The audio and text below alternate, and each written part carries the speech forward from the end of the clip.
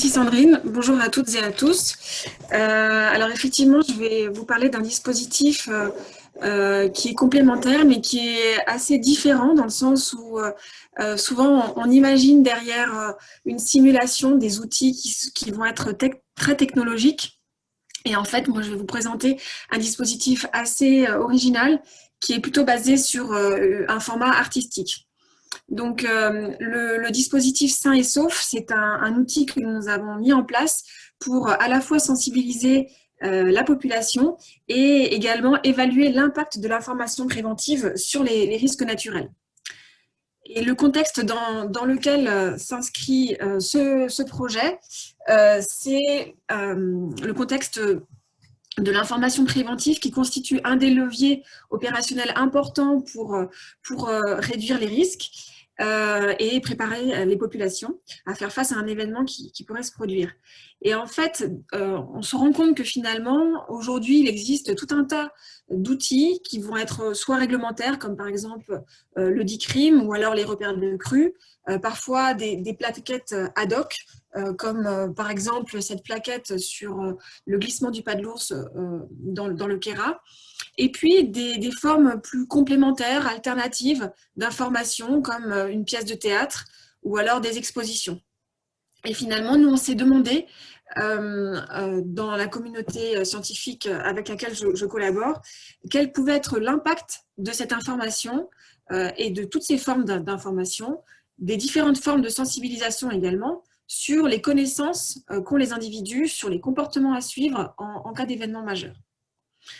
Généralement, en fait, pour pouvoir comprendre cet impact, ce sont des questionnaires qui sont menés, des enquêtes ante-post notamment, qui permettent d'évaluer l'évolution de la connaissance après une campagne d'information. Mais nous, ce qu'on a souhaité faire, c'est dépasser un peu cette approche et mettre en situation les individus, de manière à pouvoir observer quelle serait leur réaction. Évidemment, l'idéal serait pouvoir d'observer in situ leur réaction, mais on n'a pas forcément le dispositif d'observation associé. Et puis, évidemment, heureusement, on n'a pas non plus autant d'événements que ça sur les territoires, en tout cas, que l'on étudie. Donc, ce qu'on a souhaité faire, c'est créer également un dispositif opérationnel qui puisse être remobilisé après par les territoires, à la fois les territoires partenaires de notre recherche, mais également d'autres territoires. Et donc, pour y répondre, nous avons constitué un consortium scientifico-artistico-opérationnel en répondant à un appel à projet Sciences, Décision, Action du programme opérationnel interrégional FEDER du Massif des Alpes, le programme POIA. Et nous avons constitué un projet qui constitue un des projets d'un méta-projet intitulé CORISTART, que je n'évoquerai pas aujourd'hui, mais qui signifie co-construire la résilience des territoires face aux risques en contexte de changement climatique. Dans le cadre de notre projet, nous avons collaboré avec des chercheurs du laboratoire PACT à Grenoble et également du laboratoire de géographie physique à Meudon et du lieu à Aix-en-Provence. À partir de ce consortium scientifique, nous nous sommes également basés sur un partenariat fort avec 6 communes, 3 communes en Isère, Claye, Mélan et Grenoble, et 3 communes des Hautes-Alpes, La Roche-de-Rame, Seillac et Aiguille. Et enfin, nous avons complété notre consortium par des collaborations avec un comédien-auteur, une association de médiation scientifique et une société de jeux vidéo. Donc, pour mettre en place ce dispositif, nous sommes partis de l'analyse des retours d'expérience et des consignes de manière à identifier quels seraient les cas de figure où il serait important de tester la connaissance des consignes et des comportements à adopter. Et de manière plus générale, les connaissances des risques. Pour cela, donc, nous avons analysé les consignes officielles, les différents documents d'information préventive présents sur les territoires investigués. Et à partir de cela, nous avons construit 2 scénarios. Un scénario pour un séisme et un scénario pour une inondation. Je reviendrai plus en détail sur les scénarios dans un deuxième temps. Puis nous avons fait une espèce de benchmark sur les différents dispositifs artistiques qui pouvaient être mobilisés pour cette mise en situation. Et notre choix s'est arrêté sur 2 formes artistiques différentes. D'une part, une mise en scène théâtralisée, donc une pièce de théâtre, en réfléchissant au mode de théâtre qui pouvait être adopté, en allant creuser du côté du théâtre forum, par exemple, ou du théâtre d'improvisation. Et puis, d'un autre côté, le jeu vidéo. Et donc, après avoir arrêté notre choix sur ces 2 dispositifs artistiques, nous avons mis en place un dispositif d'observation et un dispositif de débriefing, de manière à ce que finalement l'ensemble constitue un véritable protocole d'enquête assez original. Dans le cadre de cette présentation, je me focaliserai sur la mise en scène théâtralisée, je reviendrai éventuellement sur le jeu vidéo dans un deuxième temps, et notamment au moment des questions si vous le souhaitez. Comment se déroule Sain et Sauf? Donc, Sain et Sauf, c'est le nom du dispositif dans sa globalité, à la fois constitué du jeu vidéo et d'une mise en scène théâtralisée. Donc, les différentes personnes qui sont pour nous des enquêtées, quelque part, sont accueillies. Ensuite, elles vont suivre un parcours en passant alternativement par le scénario séisme et les scénarios inondation, que ce soit via le jeu vidéo pour le séisme, puis la mise en scène théâtralisée pour l'inondation, ou l'inverse, le jeu vidéo pour l'inondation, puis la mise en scène théâtralisée avec le séisme. Les 2 mises en situation sont intercalées avec des débriefings qui permettent de revenir sur ce qui s'est passé. Et puis ensuite, on poursuit et termine ce dispositif par un questionnaire plutôt sociodémographique. Donc, voici les différentes consignes ou les connaissances que nous avons voulu tester. Alors, certaines portent spécifiquement sur un des phénomènes, séisme ou inondation, et dans d'autres cas, le dispositif s'attache à tester des consignes qui vont être valables dans les 2 cas. On a souhaité donc s'intéresser au comportement adopté suite à la reconnaissance d'un phénomène, par exemple la reconnaissance du séisme, qui n'est pas inné.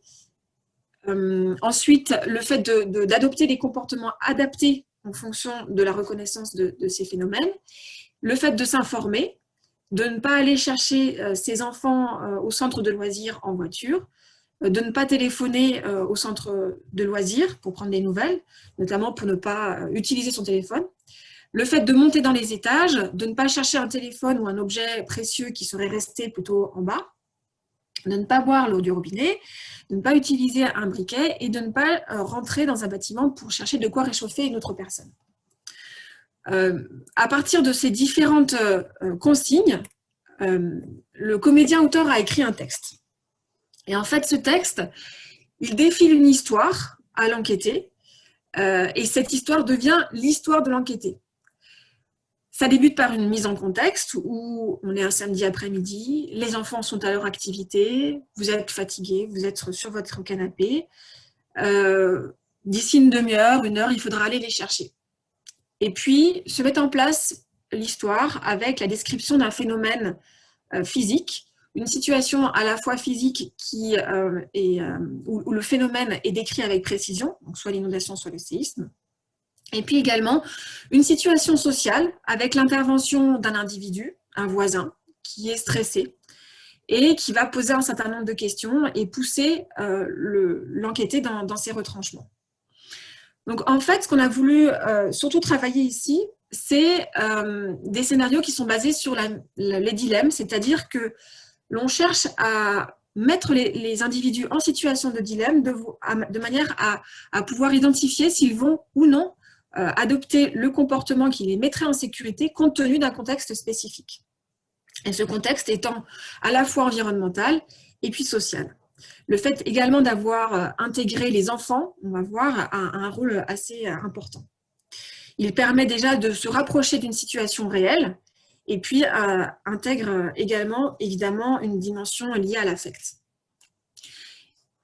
Comme dans un livre dont vous êtes le héros, le comédien va demander et là, qu'est-ce que vous faites à chacune différentes étapes de la situation. Donc, pour que vous ayez une meilleure compréhension de ce qui se passe, je vais vous montrer un très court extrait du début, enfin d'une partie de cette mise en situation.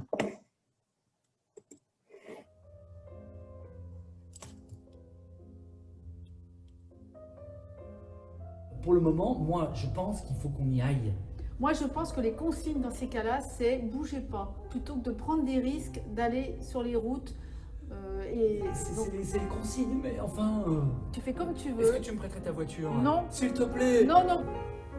Vous avez refusé. Dehors, la pluie tombe toujours avec la même intensité. Le ruisseau qui s'est formé dans la rue, tout à l'heure, là, qui coulait de ce côté, forme maintenant un torrent, un courant puissant.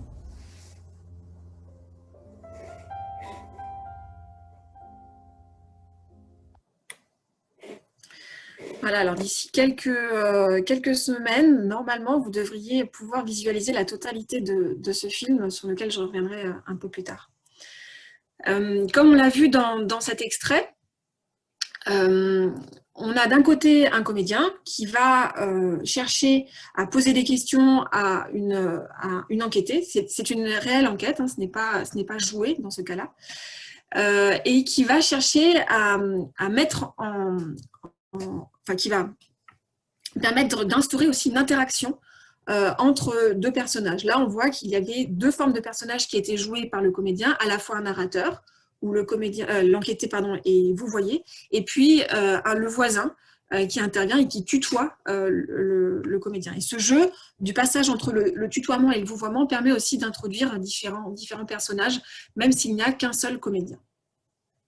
Ce qui est important aussi, ce qu'on a vu dans cet extrait, la musique n'est pas la bande originale du film, mais bien la musique utilisée dans le cadre de la mise en situation, puisqu'elle constitue un des éléments clés de l'immersion, avec à ses côtés le décor, qui n'est pas anodin, qui a été pensé pour pouvoir créer à la fois une ambiance de confort, des formes rondes, des couleurs plutôt chaudes, rassurantes, de la même manière un mobilier assez simple, et puis en même temps une petite lumière qui peut être un peu inquiétante, une proximité entre le comédien et l'enquêté, qui là aussi peut favoriser une espèce de lien assez fort entre les deux.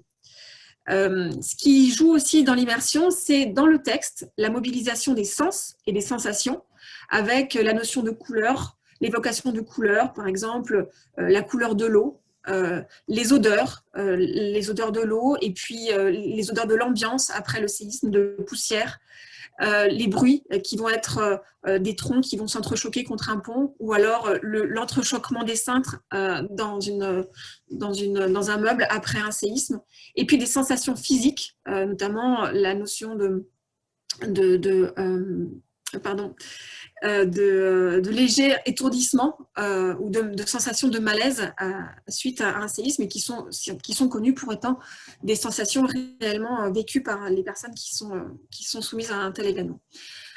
Un autre élément qui est important, c'est qu'il y a une véritable individualisation, personnification de l'histoire, dans le sens où le comédien va chercher à s'adapter aux enquêtés. C'est-à-dire qu'il commence son intervention en demandant s'il a des enfants ou si elle a des enfants, leur âge, leur prénom, etc. Et ces prénoms sont réutilisés, remobilisés dans le cadre de la mise en situation. Ce qui permet donc, encore une fois, de favoriser l'immersion dans cette situation. Et c'est vrai qu'on ressent, on voit de l'extérieur, quand on est observateur de la scène, une entrée vraiment dans l'histoire progressive grâce à ce texte et ces éléments de décor. Vous avez vu également dans le cadre de cet extrait du film une partie du dispositif d'observation avec un observateur ou une observatrice en retrait avec une prise de notes dans des grilles d'observation. Comme je vous l'ai dit tout à l'heure, le débriefing va avoir un rôle essentiel dans le cadre de cette mise en situation, et il permet d'aborder un certain nombre de thèmes, les émotions qui ont été ressenties, l'origine des comportements et des connaissances sur les comportements, pour quelles raisons finalement tel ou tel comportement a été adopté, l'expérience d'événements passés, l'information sur les risques reçus par les individus, les caractéristiques sociodémographiques et enfin des opinions sur les dispositifs artistiques, leur réalisme et l'immersion.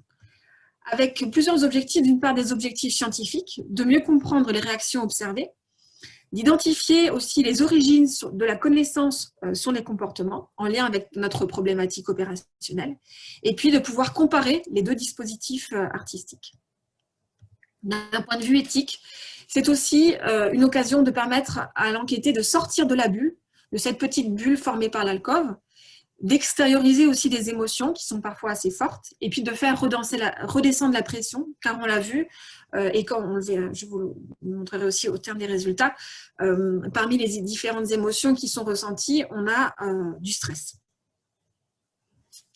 En termes de déploiement, nous avons procédé à 17 journées d'enquête, plus quelques autres journées d'intervention sur le terrain, plus dans un cadre de sensibilisation.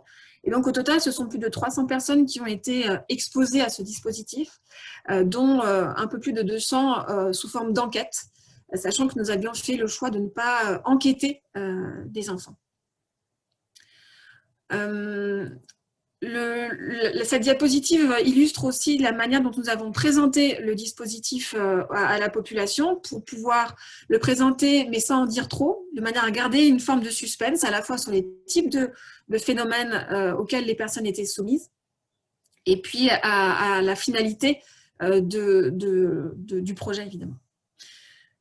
Comme on le voit, on a finalement un échantillon qui est assez en décalage avec la population mère des territoires investigués, avec une surreprésentation des femmes et des catégories socio-professionnelles supérieures, ce qui n'est pas sans conséquence, évidemment, en termes d'interprétation. En termes de résultats, nous avons mené un certain nombre d'analyses. Tout d'abord, une analyse qualitative qui nous a permis d'identifier 6 profils différents pour le scénario séisme et 7 profils pour le scénario inondation. L'objectif de cette analyse était de prendre en compte l'ensemble du contexte, à la fois la justification des enquêtés au moment du dispositif sociodémographique, du passage du débriefing, je vais y arriver, et également de l'observation des enquêteurs, y compris en termes de réaction des individus. Et donc, on a observé parmi les différents profils, qui sont des profils que l'on pourrait retrouver quelque part dans la réalité, celui ou celle qui tente des trucs, celui ou celle qui ne sait pas ce qu'il faut faire, vraiment pas, celui ou celle qui est irresponsable, le ou la pragmatique, celui qui agit de façon responsable et de façon assurée, le responsable mais qui perd ses moyens, et l'influençable qui va être influencé par le personnage du voisin. Et nous avons valorisé ces différents profils sous la forme du film Dans l'alcôve, dont vous avez vu un extrait tout à l'heure, et où chaque personnage a été joué par une comédienne. Et donc, je vous laisse un petit peu de suspense avant de pouvoir le découvrir d'ici, plus de manière complète d'ici quelques jours, quelques semaines. Ensuite, en termes de résultats, puisque notre problématique consistait tout de même à voir quel était l'impact de l'information préventive, on se rend compte que finalement, il y a un rôle assez mitigé de l'information préventive pour expliquer l'adoption de réactions appropriées. Alors, parmi les réactions appropriées que l'on a observées, on a analysé en fait chacune des réactions à chaque stimulus quelque part. On voit qu'elles ont été elles ont été adoptées, ces réactions appropriées, par une part un peu plus importante d'individus qui ont déclaré avoir reçu une information préventive, mais au final, cette différence est statistiquement non significative. Et donc, on se rend compte que l'information préventive en tant que telle ne suffit pas à expliquer les réactions. Et c'est effectivement le cas que l'information qui est délivrée par les autorités notamment, et qui apparaît ici, alors pardon, je ne sais pas si vous voyez ma souris, qui apparaît ici, finalement, intervient et occupe une place secondaire après le bon sens, l'instinct, les médias généralistes ou alors le vécu d'un événement. En tout cas, d'après la déclaration des enquêtés, évidemment. Par contre, ce qui est intéressant, c'est qu'on se rend compte qu'au-delà de ce dispositif d'évaluation de l'impact de l'information préventive, c'est que les enquêtés en retiennent tout un tas d'éléments. D'une part, c'est un dispositif qui leur a permis de réfléchir, de se mettre face à une situation qu'ils pourraient vivre, et plus particulièrement avec la pièce de théâtre. Comme je vous l'ai dit, je ne reviendrai pas très longuement sur le jeu, notamment parce que ça a été un échec de notre côté. Nous n'avons pas réussi à aboutir au produit qui nous aurait permis de tester en tout cas ces connaissances et d'aboutir à un produit qui réponde vraiment à nos interrogations et à nos besoins. Et d'ailleurs, c'est pour cette raison que une large proportion des individus répondent que finalement le dispositif, le jeu vidéo, ne leur a rien apporté. La personne en bas, dont les photos sont prises, est une personne qui a participé à la fête de la science en octobre dernier, qui était placée dans le public. Je reviendrai sur cette forme un peu particulière dans un instant. Cette personne, en fait, nous a synthétisé quelque part les apports aussi de la mise en scène théâtralisée, en disant que c'était une expérience qui était instructive, qu'elle permettait de mettre en avant la puissance du dilemme et que de son côté, même si elle n'était pas elle-même mise en situation, elle l'avait ressenti dans les tripes. Et effectivement, c'est ce qu'on observe avec, en termes d'émotions, des émotions assez fortes, notamment au moment même de la mise en situation, lors du débriefing, du stress, de la réflexion, de l'inquiétude, de la peur, mais aussi de l'empathie, de l'instinct parental et le désir de bien faire. Et puis, parallèlement, ces émotions, on les retrouve 6 mois après dans une enquête post-expérience, avec toujours le stress, l'inquiétude, la peur et l'angoisse. Et toujours par rapport à ce que retiennent ces enquêtés, on voit que quelque part, 6 mois après, il reste quand même un socle assez intéressant de retour sur ce que leur a apporté ce dispositif. Le dispositif, d'après une large majorité des enquêtés, leur a permis de connaître les risques naturels auxquels ils peuvent être soumis dans leur commune, de connaître les comportements à adopter en cas de séisme ou en cas d'inondation, d'apprendre sur leur capacité de réaction en cas de survenue d'un événement, de réaliser la difficulté de gérer les relations interpersonnelles lors d'un événement avec l'intervention du voisin et d'envisager le déroulement d'un événement lié à un risque naturel s'il venait à surgir et l'ensemble de ce déroulement. Je vous ai mis quelques verbatims qui montrent que l'immersion aussi a été assez forte et que ça a permis vraiment de prendre conscience que ça a été pour certains le début d'un processus. Au-delà d'un dispositif d'évaluation de l'information préventive, on s'est aperçu que ce dispositif constituait un dispositif de sensibilisation en tant que tel pour les personnes enquêtées individuellement, mais il nous a semblé aussi important de réfléchir à un dispositif qui serait collectif. Et donc, nous avons construit une version collective de ce spectacle, en enchaînant avec un enchaînement qui permet de faire jouer les 2 scénarios. Et cette mise en situation collective a été testée à la Fête de la Science. Il y a une retransmission qui est accessible sur la chaîne YouTube Écosciences, que je vous invite à aller voir si vous le souhaitez. Alors, les conditions ne sont pas tout à fait idéales. Bon, il y a d'une part la question du... Élise, je vais te demander de conclure. Ah, je suis à 24 minutes. Ah, oui. Parce qu'il y a beaucoup de questions, donc ce serait dommage qu'on... D'accord, mais j'ai encore 2 diapos. Ok. D'accord. Je vais vite.